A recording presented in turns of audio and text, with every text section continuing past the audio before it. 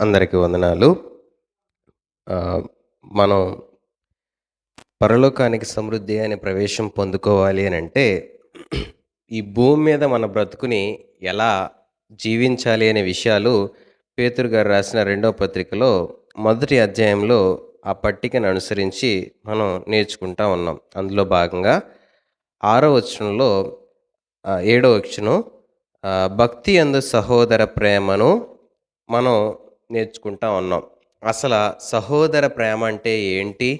అనే విషయాలు చాలా ధ్యానపూర్వకంగా మనం ఆలోచిస్తూ ఒక్కొక్క అడుగు ఆ సహోదర ప్రేమలో వేయడానికి నేర్చుకుంటా ఉన్నాం. ఈరోజు మరొక విషయాన్ని నేర్చుకోవడానికి ప్రయత్నం చేద్దాం. ఏంటనంటే సహోదర ప్రేమలో ఆశ్రయము అనేది ఉంటది. ఆహ్, ఎవరి దగ్గరికి పడితే వారి దగ్గరికి సులువుగా వెళ్ళగలిగినట్లుగా వెళ్ళిపోగలమా? ఎవరి దగ్గరికన్నా వెళ్తే మనం సులువుగా వెళ్ళిపోగలుగుతామా? వెళ్ళలేం. అయితే సహోదరుడి ఎళ్ళాల్సొస్తే ఎలా ఎళ్తాం? ఏదో తెలియని స్వేచ్ఛ మనకి వస్తూ వారి దగ్గరికి మనం చక్కగా వెళ్ళిపోవడానికి మనం అవకాశం తీసుకోగలుగుతాం. ఎందుకంటే సహోదరుడు అనే భావాన్ని బట్టి. సో, ఆ సహోదర ప్రేమలో ఉండే ఆ ఆశ్రయము ఆహ్, నాది, నా బంధం అనే ఎలా అయితే మనం ఆశ్రయం పొందుకుంటామో, అలాగే సహోదర ప్రేమ కలిగిన మనము కూడా ఆశ్రయించాలి. ఆశ్రయించేలాగా మన జీవితాన్ని కలిగి ఉండాలి. మా స్కూల్లో మేము చదువుకునేటప్పుడు ఒక సంఘటన మీకు చెప్తాను. దాన్ని బట్టి మనం ఈ విషయాన్ని చాలా చక్కగా అర్థం చేసుకోగలుగుతాం. ఏంటనంటే ఆహ్, 3 ఫ్లోర్‌లు మా బిల్డింగు స్కూల్లో. అయితే పిల్లలకి ఫస్ట్ ఫ్లోరు, సెకండ్ ఫ్లోరు కొంచెం సిక్స్త్ పైన ఉన్నవారు ఉంటారు. పైన నైన్త్, 10థ్ 2 సెక్షన్స్ ఉండేవి. 3 ఫ్లోర్‌లు ఉండేవి. అయితే ఫోర్త్ క్లాస్‌లో ఒక అబ్బాయి పెన్సిల్ తెచ్చుకోకపోతే టీచరు ఎవరినన్నా అడిగి తీసుకోరా అనంటే, ఆ పిల్లోడు ఏం చేశాడనంటే 3 ఫ్లోర్‌లు ఎక్కి మా క్లాస్ రూమ్‌లోకొచ్చాడు. వచ్చి శంకర్, శంకర్ అని పిలుస్తున్నాడు. అంటే మా సారు చూసి ఆహ్, ఎవరు కావాలంటే శంకర్ అన్న కావాలి అన్నాడు. అంటే ఎళ్ళు బయటికనంటే శంకర్ వచ్చాడు. వస్తే ఏరా ఎప్పుడొచ్చావనంటే పెన్సిల్ కావాలి టీచర్ అడుగుతుంది అని అన్నాడు. సరే అని చెప్పి మనోడు సార్ ఒకసారి పెన్సిల్ తీసి మా బ్రదర్‌కి ఇస్తాను అన్నాడు. మీ బ్రదరా అనంటే అవును సార్ అన్నాడు. అంటే తను తీసుకొనెళ్ళి ఆ పెన్సిల్ ఇవ్వగానే పరిగెత్తుకొని ఎళ్ళిపోయాడు. ఈలోపు ఆహ్, బ్రేక్ టైమ్ వచ్చింది. బ్రేక్ టైమ్ వచ్చిన తర్వాత సారేమో ఈ పిల్లోడొచ్చాడు కదా! ఆ పిల్లోడి దగ్గరికెళ్ళి ఆహ్, మేమందరం ఉండగానే అడుగుతున్నాడనమాట. ఏమనంటే, "క్లాస్‌లో 60 మందున్నార్రా. 3 ఫ్లోర్‌లెక్కి మీ అన్నయ్య దగ్గరికే ఎందుకొచ్చావు ఎవరిని అడగలేదనంటే" ఇలా బిక్కుమని చూత్తన్నాడు. సార్ కాసి, ఆ చుట్టుపక్కల అందరు కాసి. చూస్తా ఉంటే మరి ఏం ఆలోచించుకున్నాడా ఫోర్త్ క్లాస్ చదివోడు ఏమన్నాడనంటే, "మా అన్న నాకు కావాల్సింది తన దగ్గర ఒక్కటే ఉన్నా ఇస్తాడు. అందరూ అలా ఇవ్వరు కదా!" అని అన్నాడు. ఫోర్త్ క్లాస్ చదువుతున్నాడాడు. అందరూ ఆళ్ళ దగ్గర 2 ఉంటే ఇస్తారు. మా అన్న ఒకటున్నా నాకిస్తాడు అని అన్నాడు. ఆ నమ్మకమా? భరోసా మరి ఇంటి దగ్గర చెప్పి ఏదైనా కావాల్సితే అన్నీనడుగు అని చెప్పిన ఆ తల్లి మాటల ఏం ఏంటో తెలీదు గానీ, ఆ పిల్లోడికి అన్న దగ్గరికెళ్తే నేనేదైనా అడిగితే తన దగ్గర లేకపోయినా, తన దగ్గర ఉన్నా, ఒకటే ఉన్నా నాకదిస్తాడు అనే భావన ఆ తమ్ముడికి కలిగింది అనంటే, ఏంటి ఆళ్ళిద్దరి మధ్య ఉండే ప్రేమ? ఆ సహోదర ప్రేమలో నా అన్న దగ్గరికెళ్తే నాకేం కావాలో నేనడిగితే తన దగ్గర అదే ఉన్నా నాకదిస్తాడు. అందుకు నేనొచ్చాను అనన్నాడు. మేమందరం సారు నోరెళ్ళబెట్టాడు. మేము నోరెళ్ళబెట్టి ఆ చిన్నోడు కాసి చూస్తా ఉన్నాం. 4 ఏళ్ల వయసులో ఇంతలా ఆలోచించగలడా అనంటే, ఈరోజు సహోదర ప్రేమ కలిగిన జీవితం మనలో ఉండగలిగితే, ఆ ప్రేమ బంధం మనల్ని ఆశ్రయించేలా చేస్తది. మన దగ్గరకొచ్చేలా చేస్తది. ఈ ఆశ్రయము అనే విషయాన్ని మనం కొంచెం ఆలోచించి ధ్యానపూర్వకంగా కొన్ని విషయాలు నేర్చుకోవడానికి ప్రయత్నం చేద్దాం. మొదటిది ఏంటనంటే నేర్చుకునే విషయాల్లో ఆశ్రయం అనే దగ్గర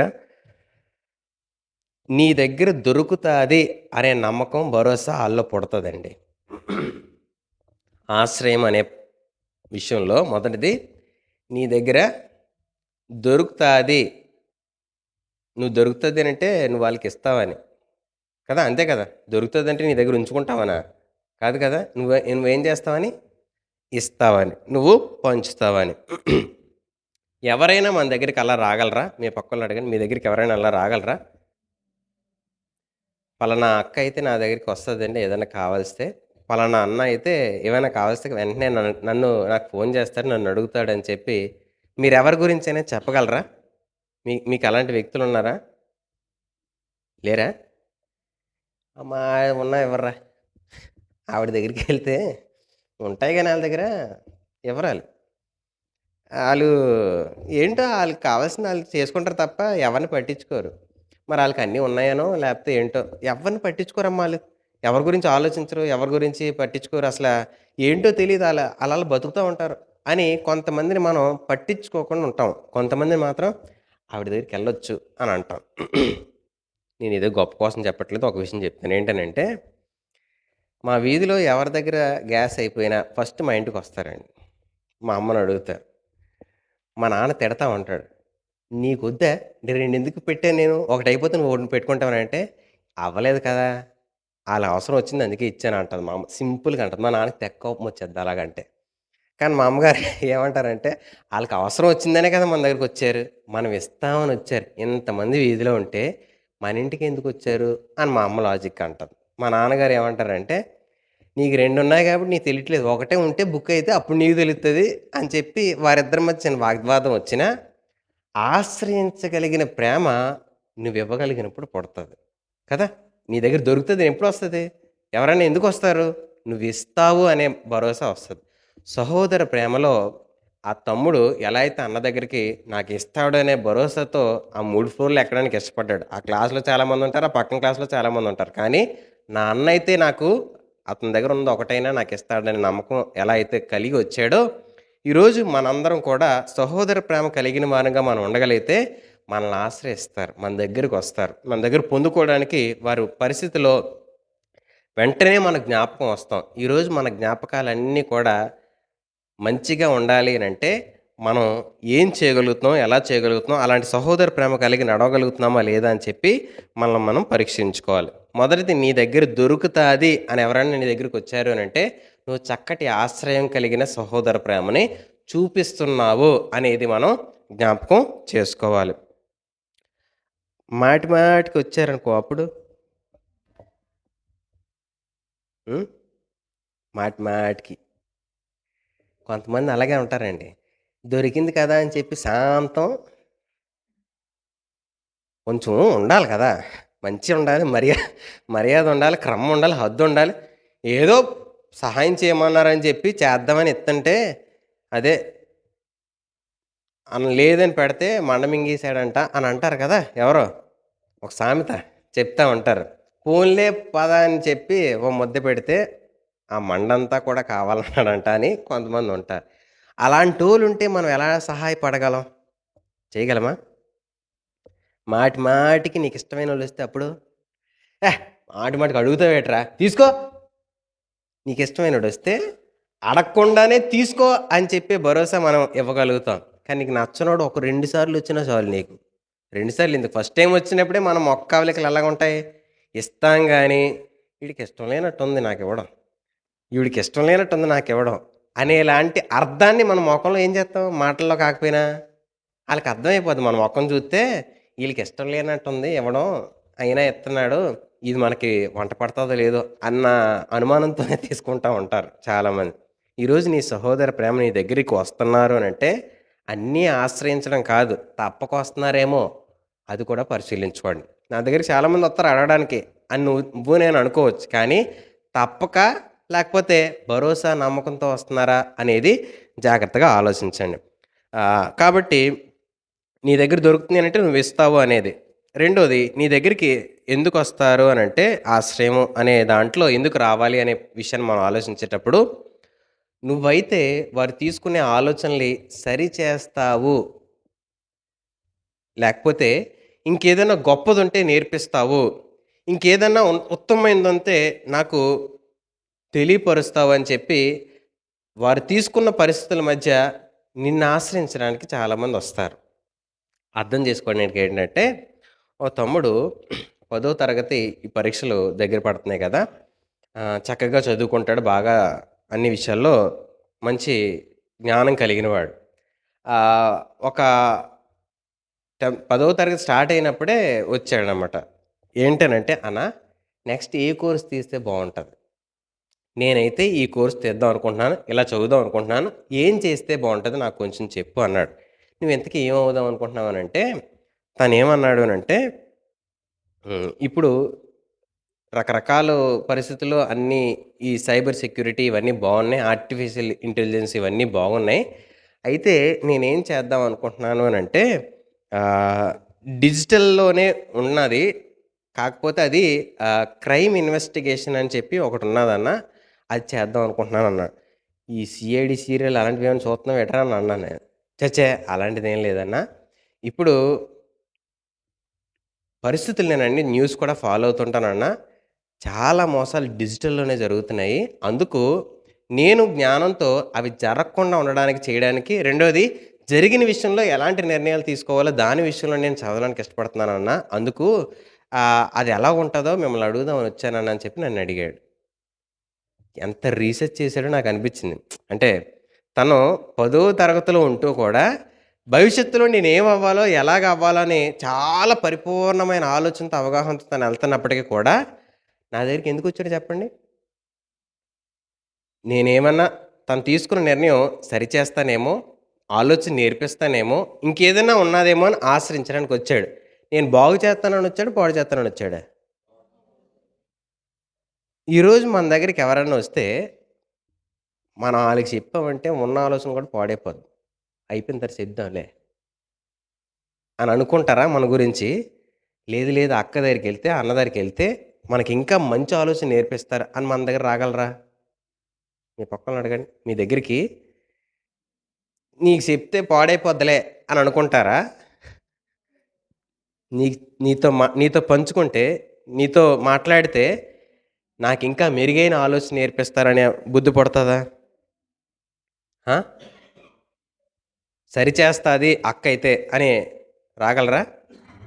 ఈరోజు ఆలోచించండి. ఒక ఆలోచన పుట్టించేవాడిగా మనం ఉండగలిగితే, మన మన ఆశ్రయం ఇవ్వగలిగితే, అది మన నిజమైన సహోదర ప్రేమ కలిగిన వారిగా మనం ఉంటాం.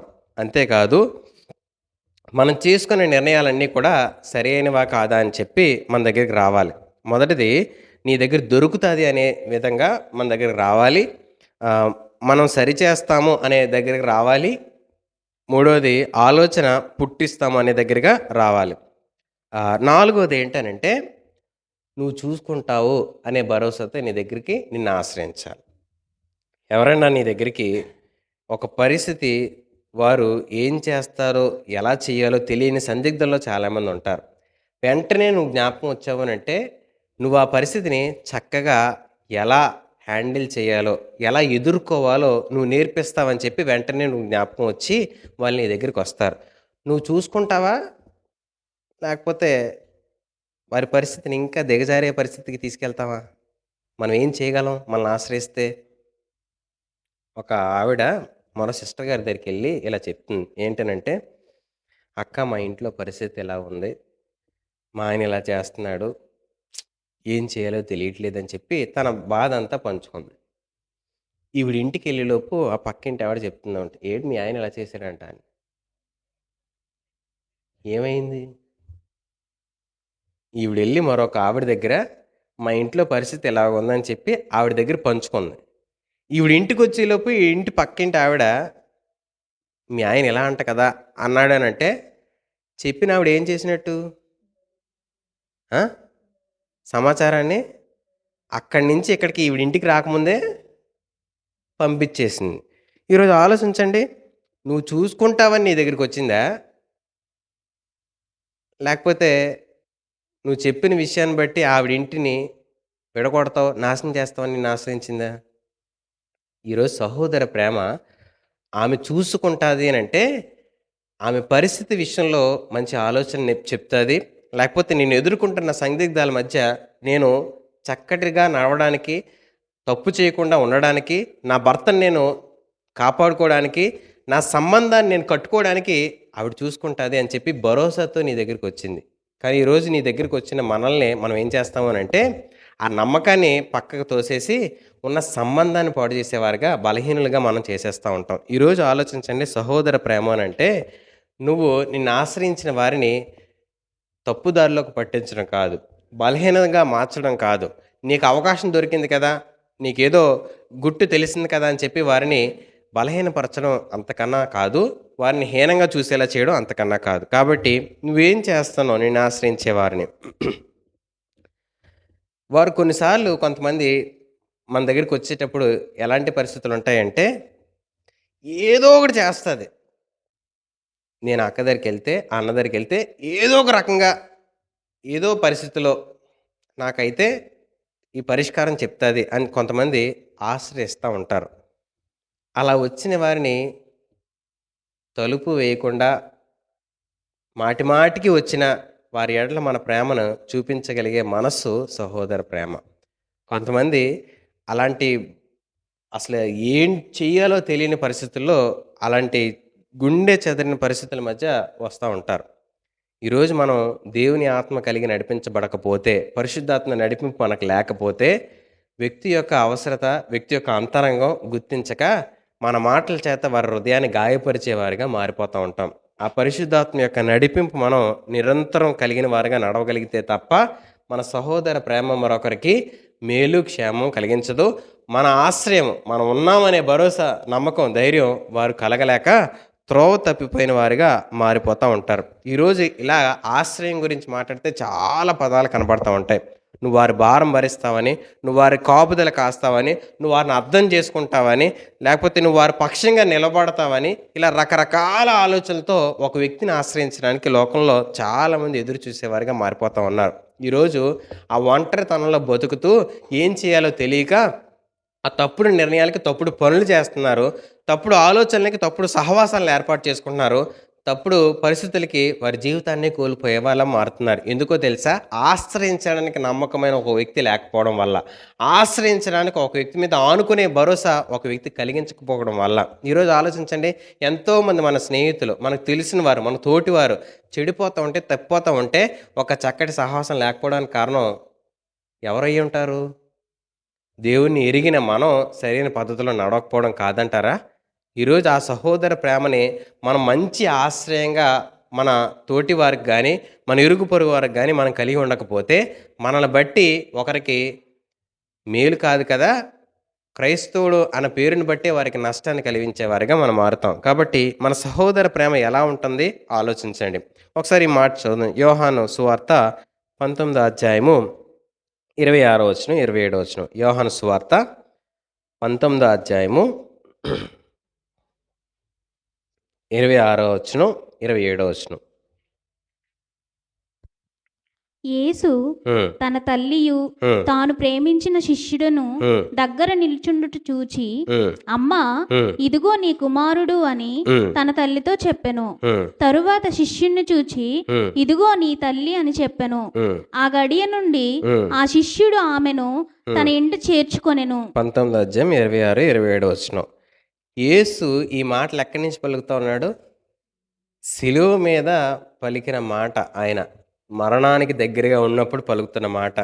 తల్లి బాధ్యత ఏం చేయాలి అని ఆలోచిస్తూ యోహానుని పిలిచి, యోహాను ఇదిగో ఆమె నీ తల్లి.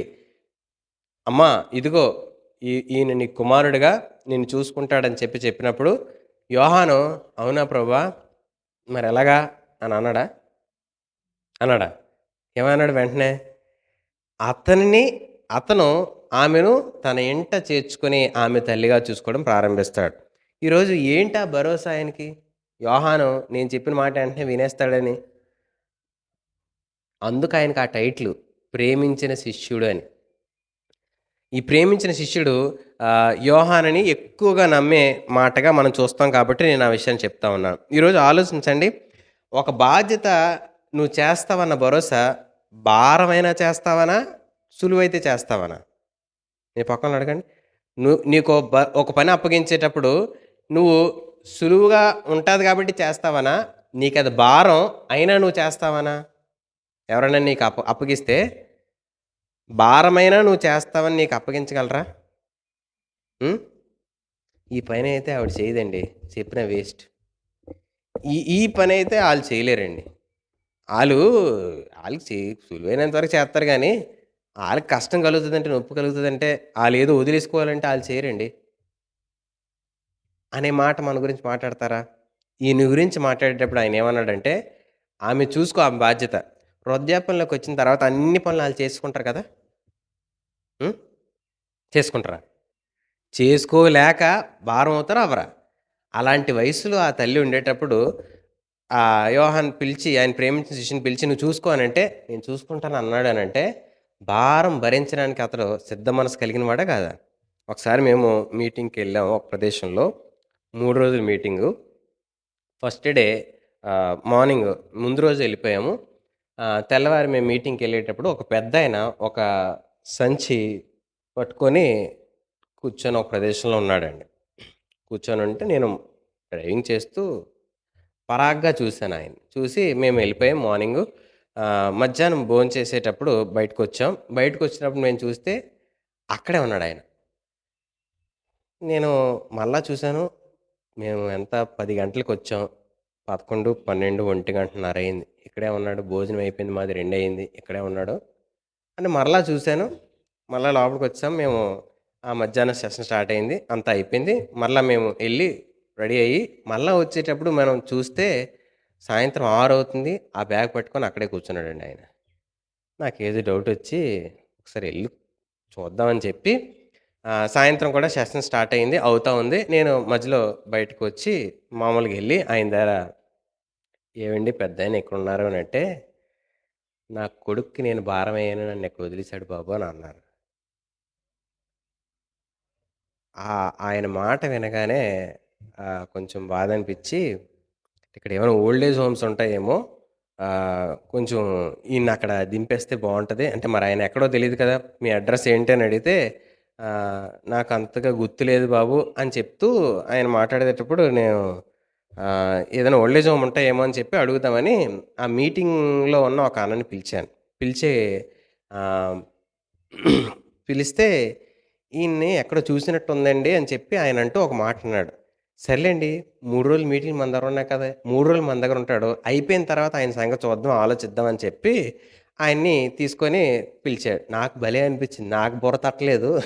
నిజమే కదా! 3 రోజుల మీటింగ్‌లు ఇక్కడ కదా! ఈలోపు ఆళ్ళ కొడుకు వస్తాడేమో, ఈయనకి మంచి ఆలోచన వచ్చింది దేవుడు బా ఆలోచించాడు. సరేనన్న మంచి ఆలోచనే తీసుకెళ్దాం అనంటే ఆయనొచ్చాడండి. లేపితే గనక లేవలేకపోతున్నాడు. నడిపించుకుంటూ జాగ్రత్తగా తీసుకొచ్చి ఆ మీటింగ్ ప్లేస్‌లో కూర్చోబెట్టాం. ఆహ్, నేను గమనిస్తా ఉన్నాననమాట. అంటే ఆయన ఏంటి అది అని. మధ్య మధ్యలో ఎళ్లి ఏంటండి అంతా వింటున్నారు కదా! కొంచెం వయసు పెద్దాయన. వింటున్నారు కదా! ఏమైనా అర్థమవుతున్నాయంటే ఊరికే ఆయన మాటలు, ఆయన ఆలోచనలు వదిలేసిన కుమారుడుంటే ఆలోచనలన్నీ ఎక్కడుంటాయి? ఇంటి పట్టు తిరగవా?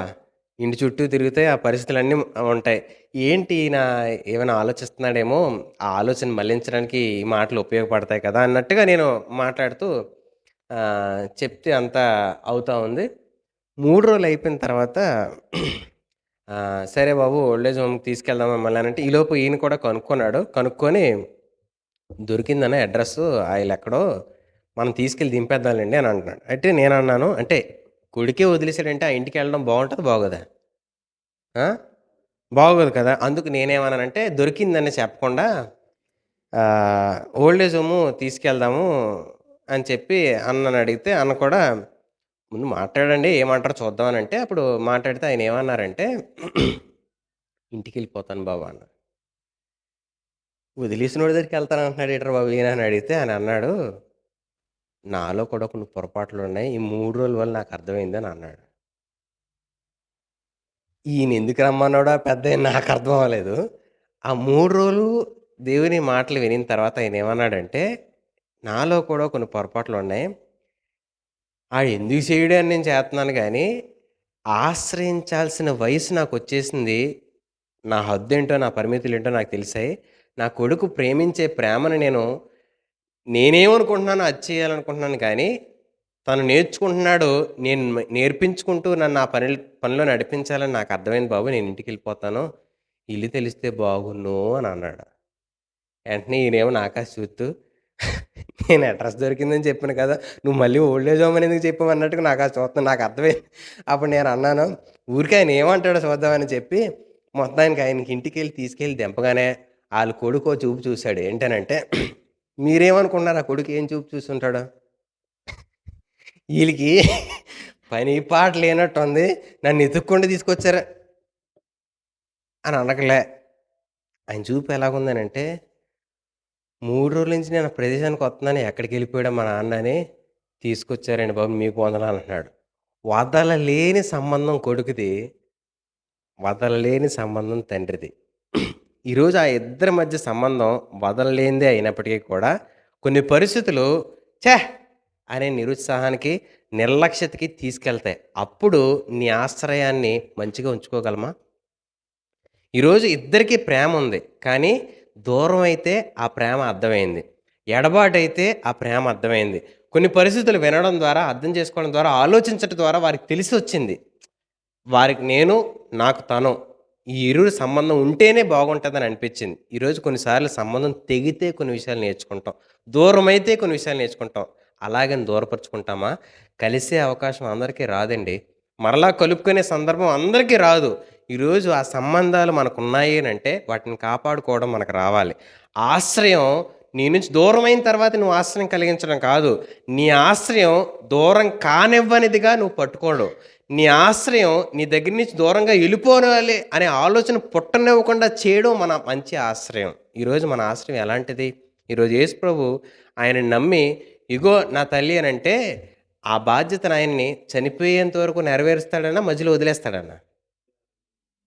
ఈరోజు ఆమె తల్లి కాకపోయినా ఆయన ఇంట చేర్చుకొని ఆ బాధ్యతను నెరవేరుస్తాడని నమ్మాడు అనంటే ఎలాంటి జీవితం జీవించుంటాడు బతుకున్నంత కాలం? 3.5 ఏళ్ళు గడిపాడు యేసుప్రభు ఆయనతో. గడిపినప్పటికీ ఆయన ఏం చేస్తాడో, ఎలా చేస్తాడో అర్థమైంది. ఈరోజు జీవితాంతం తల్లిదండ్రులు మన ఇంట్లోనే పెరుగుతున్నా వాళ్ళకొక అపనమ్మకం. నా కొడుకు నన్ను చూస్తాడో చూడ్డో, నా కూతురు నన్ను చూస్తుందో చూద్దాం, నా నా కుటుంబీకులు నన్ను పట్టించుకోరో. ఎందుకు ఆ అపనమ్మకం? ఎందుకు ఆ నిర్లక్ష్యత? ఎందుకు ఆ పరిస్థితి తీసుకొస్తున్నారు అనంటే, ఈరోజు మనం మన ఆశ్రయము మంచిది, క్షేమమైనది, ఉత్తమమైనది అని మనం చూపించలేకపోతున్నాం. సహోదర ప్రేమ కలిగి ఉండేటప్పుడు మన జీవితం ఎలా ఉంటుందని బైబిల్ చెప్తుందో ఆ విషయాన్ని మనకు అర్థమైతే మన ప్రేమ అంత ఉత్తమమైనదిగా మార్చుకోగలుగుతాం. అంత గొప్పదిగా మనం చేసుకోగలుగుతాం. కాబట్టి ఈరోజు ఆలోచించండి. మన ప్రేమ, మన ఆశ్రయము మన నుంచి దూరం కానివ్వదిగా, అంత ఉత్తమమైనదిగా, అంత గొప్పదిగా మనం చేసుకోగలుగుతున్నామా? అలాంటి సహోదర ప్రేమ మనకుందా అని చెప్పి మనం పరిశీలించుకోవాలి. మరొక ఉదాహరణ మనం ఆలోచిద్దాం. ఏంటనంటే, ఒక స్త్రీ ఆమె ఎదుర్కొంటున్న ఒక నొప్పి, బాధ మధ్య నడిచిన జీవితం ఆమె జీవితంలో చాలా ఉత్తమంగా కొన్ని పరిస్థితులు మార్చింది. ఏంటనంటే, ఆమెకెవరూ లేరండి. తల్లి లేరు, తండ్రి లేరు. లేకపోతే వివాహం అయింది. ఇప్పుడు ఆవిడకి సంతోషమా కాదా? తల్లి, తండ్రులు లేని ఒక యవనస్తురాలికి వివాహం అయితే సంతోషమా కాదా? చాలా సంతోషం. కాకపోతే ఆ ఇంట్లో ఎవ్వరికీ ఆవిడంటే నచ్చదు. ఇప్పుడు ఆవిడకి సంతోషమా? దుఃఖమా? ఎవ్వరు లేని ఒక యవ్వన స్త్రీకి కుటుంబం వచ్చిందనేది చాలా సంతోషకరమైన సంగతి. కానీ కుటుంబంలోకెళ్ళిన తర్వాత అందరూ ఆమెను ద్వేషిస్తా ఉండే పరిస్థితులను చూసినప్పుడు కుటుంబం దొరికిందని ఆనందించాలా? దూరమైందని ఆనందించాలా? ఉన్నా లేనట్టే అనే పరిస్థితి కదా ఇప్పుడు ఆవిడకి. అలాంటి పరిస్థితిలో ఆవిడ ఉండేటప్పుడు కొంతకాలానికి ఏమైందంటే ప్రేమించే భర్త చనిపోయాడు. ఇప్పుడు ఆ ఇంటి పరిస్థితి ఏంటి? ఆవిడ పరిస్థితి? ఆవిడ ఇంట్లో ఉన్నా ఒకటే, అనాథాశ్రమంలో ఉన్నా ఒకటే. అలాంటి పరిస్థితి ఆవిడ జీవితంలోకి వచ్చేసిందండి. అలా వచ్చేటప్పుడు ఈవిడికి ఏమర్థమైంది అనంటే, బయటికెళ్ళిపోతే బాగున్నేమో అని అనిపించింది. ఈరోజు మనకు కూడా ఏమనిపిస్తది కొన్ని పరిస్థితుల్లో, మనం ఉన్న ఉపయోగం లేకపోయినా, మన మాటకి విలువ లేకపోయినా, మన సంపాదనకి, మనం కష్టార్జితానికి ఏ మాత్రం లేకపోయినా మనకేమనిపిస్తది బయటికెళ్ళిపోతే? ఆ! ఒక ఆవిడ అంటుంది యవనస్తురాలు, "నాకు పెళ్ళైపోతే సొక్కం అమ్మ. ఈ ఇంటిని వదిలేసి ఎళ్ళిపోవచ్చు. పెళ్ళైపోతే అప్పుడు నీకు తెలుత్తదే." ఏడ్చేత్తా. ఆ తల్లితో అనే మాట. నాకు పెళ్ళైపోతే నీకు పెళ్ళైపోతే నీకు అర్థమవుతది నేనెంత బాధపడుతున్నానని ఆ తల్లి చెప్తుంది ఆ కూతురికి. కొన్ని పరిస్థితులు మనం వర్ణించలేము. మనం ఎదుర్కొంటే తప్ప. ఆవిడ కూడా ఏమనుకుందంటే, నాకు ఒంటరి జీవితం ఎలాగో అలవాటే గదా! కదా! ఆవిడ తల్లి లేదు, తండ్రి లేదు. ఒంటరి జీవితం ఎలాగో అలవాటు. ఇప్పుడు ఇంటికొచ్చాను. నాకు భర్త దొరికానాడు. ఆ భర్త చనిపోయాడు. ఇంట్లో వాళ్ళందరూ నాకు వ్యతిరేకమే. నేనెళ్ళిపోతే ఏమవుద్ది నాకు? సుఖం కదా! హాయి కదా! అని ఆలోచిస్తున్నప్పుడు దేవుడు తనతో మాట్లాడాడంట. ఒంటరిగా ఉన్నోడు ఏమవుతాడంట? వె 1000 మంది అగును అనే మాట దానికి కనపడింది. నా భర్త చచ్చిపోయాడు. నేను ఒక్కదాన్నే. నేను 1000 మంది ఎలాగవుతాను అని తనకి ఆలోచించింది గానీ, ఆ విత్తనం ఎక్కడో పడింది ఆవిడ మనస్సులో పడి, దేవా నిజమే. నేను ఒంటరిదాన్నే. కానీ నా కుటుంబాన్ని ఇచ్చావు. ఈ కుటుంబం పట్ల నేనేమన్నా చూడాలి, చెయ్యాలని ఆశపడుతున్నావా అని చెప్పి ఆలోచిస్తూ, నేను ఈ కుటుంబం నాకు ఆశ్రయం అనుకున్నాను. ఈ కుటుంబానికి నన్ను ఆశ్రయంగా పెట్టావా అని ఆవిడ రోజు ప్రార్థన చేస్తున్నప్పుడు దేవుడు తనతో మాట్లాడాడంట. ఈవిడ ఒంటరిది కదా! ఈవిడికి ఈళ్ళందరూ ఆశ్రయం అని అనుకుంది ఎన్నాళ్ళు. కానీ ఆ కుటుంబంలోకొచ్చిన తర్వాత ఆ భర్త చనిపోయిన తర్వాత ఆళ్ళందరికీ ఈవిడ ఆశ్రయం అని చెప్పి ఈవిడ రోజు చేస్తున్న పని, పరిచర్య, ఈవిడ సంపాదిస్తున్న పరిస్థితి ఇవన్నీ కూడా ఆ కుటుంబానికి ఈవిడని ఆశ్రయంగా పెట్టాడని చెప్పి ఆవిడకి అర్థమైందంట. ఎన్నేళ్ళు గడిచింది తెలుసా? ఇదంతా జరగడానికి 20 ఏళ్ళు గడిచింది ఆవిడ చెప్తుంది. ఎంత దుఃఖం, ఎంత నొప్పి, ఎంత భారం భరించుంటే ఈవిడ ఆ కుటుంబానికి ఆశ్రయమైన ఆళ్ళకి అర్థమై ఉంటదో ఆలోచించండి. ఎన్ని పరిస్థితులొచ్చుంటాయి, ఎన్ని మాటలొచ్చుంటాయి, ఎన్ని ఒడిదుడుకులొచ్చుంటాయి.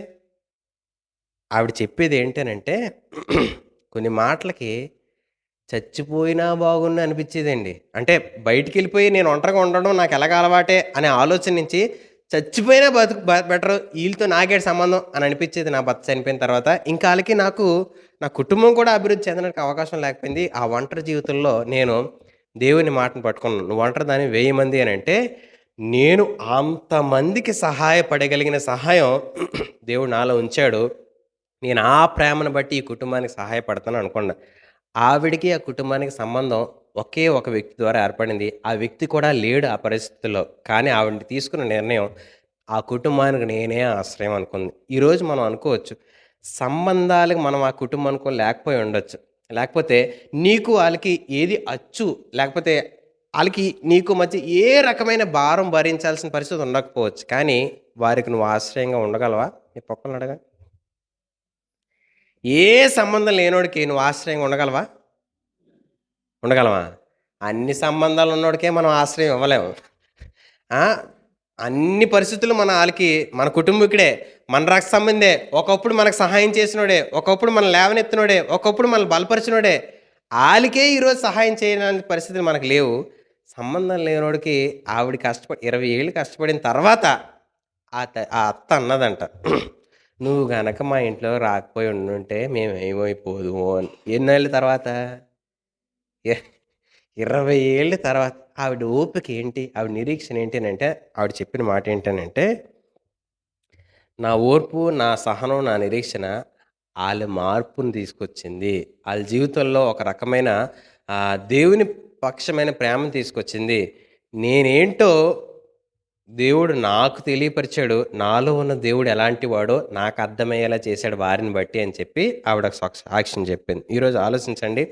కొన్ని పరిస్థితులు అర్థం అవ్వాలి అనంటే కఠినమైన వ్యక్తులు మన జీవితంలోకొస్తారు. అలాంటి సమయాల్లో మనం మన సహోదర ప్రేమను ఎలా చూపించగలుగుతాం? ఎలా కొనసాగించగలుగుతాం? ఎలా మనం ముందుకి వెళ్ళగలుగుతాం అనేది మనం దేవునితో మనకు ఎలాంటి సంబంధం ఉన్నదా అనేది మనకి తెలియపరుస్తూ ఉంటది. కాబట్టి ఈరోజు మన జీవితంలో మన ఆశ్రయం ఎలాగుంది అనేది మనం చక్కగా పరిశీలించుకోవాలి. ఆ విషయాలు బట్టి మనం దేవునికి దగ్గరగా మారడానికి ఇష్టపడాలి. ఆఖరిగా ఒక విషయాన్ని నాకు ఓ సమాధానం చెప్పండి. ఎవరైనా మనల్ని ఆశ్రయిస్తే మనకు బానిసలుగా చేసుకుంటామా? మనల్ని ఆశ్రయించే వారిని మనలా మారుస్తామా? ఈ ప్రశ్న మీ పక్కోళ్ళని అడగాలి. చెయ్యేసి స్పష్టంగా అడగండి మీ పక్కోళ్ళని. నిన్నెవరన్నా ఆశ్రయిస్తే నీకాళ్ళని బానిసలుగా చేసుకుంటావా? ఆళ్ళని మరొకరు ఆశ్రయించేలా నీలా మారుస్తావా? అంటే నీ దగ్గరికొచ్చారు కదా ఆశ్రయించడానికి. అలా వారిని ఆశ్రయించేలాగా వారిని ఒక మెట్టెక్కిస్తావా? అర్థమైందా నేను చెప్పింది? ఎవరైనా మన దగ్గరకొస్తున్నారనుకోండి ఆశ్రయానికి, ఇలా రావాలి, నేను ఇలాగే ఉండాలి అనుకుంటామా? ఈళ్ళని కూడా మరొకరు ఆశ్రయించాలి, ఈళ్ళని పైకి లేవనెత్తాలి అని వారిని అభివృద్ధి పరుస్తామా? నేటి కాలంలో ఎలా ఉన్నాయనంటే, ఎవరైనా ఒకరు మన దగ్గరకొచ్చారంటే మనకొక ఏదో తెలియని గర్వం. ప్రభా నన్నిచ్చే చేయిలా దీవించావు, నీకు వందనాలు. నన్ను పైనుంచావు, నీకు వందనాలు. నన్ను తలగా ఉంచావు, నీకు వందనాలు. నన్ను గొప్ప స్థాయిలో ఉంచావు, నీకు వందనాలు. నా స్థితి మెరుగుపరిచావు, నీకు వందనాలు. నీ సహోదరుడు కింద ఉన్నాడు, ఆయన లేవనెత్తే బాధ్యత మనకు లేదా? ఆయన బలపరిచే బాధ్యత మనకు లేదా? ఆళ్ళని నీ స్థాయిలోకి తీసుకెళ్ళే ఆలోచన, స్పృహ నీకు లేదా? అలాంటి ఆశ్రయం మనం ఇవ్వగలమా? నీ దగ్గరికి వస్తున్నాడు మాటి మాటికేనంటే నీకు వాళ్ళు చులకనవుతారు. అవునా కాదా? కొద్ది కాలానికి ఏమవుతారు? చాలా చీప్‌గా కనపడతారు. చిన్న చూపుగా కనపడతారు. నీ స్థాయికి వారిని తీసుకెళ్ళే ఆలోచన నీలో రానంత కాలం నిన్ను ఆశ్రయించే ఆశ్రయం వృధా. వినపడిందా? నీ దగ్గరికి రాకుండా వారు ఎదగాలి అనే ఆలోచన నీకు రాకపోతే మాటి మాటికి నీ దగ్గరికి నువ్వు రప్పించుకునే ఆశ్రయమే నువ్వు ఇస్తున్నావు అనంటే నీ ఆశ్రయం వృధా. మాటి మాటికి వచ్చినా చేయమని చెప్పినోడు నువ్వే. ఇప్పుడే మాటి మాటికి రానివ్వద్దు, ఆడిని నీలా మార్చమంటున్నావు అనంటే నా ఆలోచన మీకు అర్థమైంది అనుకుంటున్నాను. ఆశ్రయం ఇవ్వడం ఎంత ప్రాముఖ్యమో, ఆ ఆశ్రయం పొందుకున్న వ్యక్తి మరొకరికి ఆశ్రయం ఇచ్చేలా మారాలి అని అనుకోవడం చాలా ఉత్తమమైన లక్షణం. ఈరోజు అలా మారాలి, అలాంటి ఆశ్రయం మనం ఇవ్వాలి అనేది సహోదర ప్రేమ మనకి నేర్పిస్తూ ఉంటుంది. కాబట్టి అలాంటి జీవితం మనం కలిగి ఉండేవారిగా మనం దేవుని సహాయాన్ని అడుగుదాం. ప్రార్థన చేసుకుందాం.